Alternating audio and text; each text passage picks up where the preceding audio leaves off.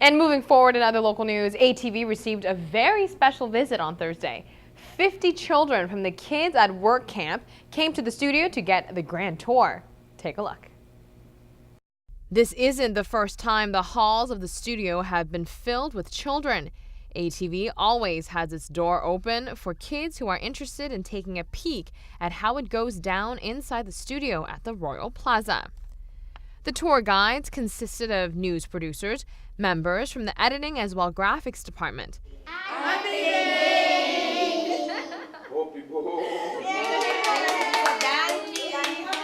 The children were split into groups, and each group had the chance to meet ATV personnel, from behind the scenes to on-camera team members. The little ones were ecstatic to see all the different sets. Many expressed to us how much they want to come work here when they grow up. Ethical journalists are much needed on this island. Therefore, it is important to encourage kids at this age to think about the field and spark some interest into them. For us here at ATV, we also enjoy the visits. It brings something out of the ordinary into the day. The kids enjoyed a detailed tour of ATV. Every department of the studio was carefully explained, and they all took pictures with a few members that are on-air personalities.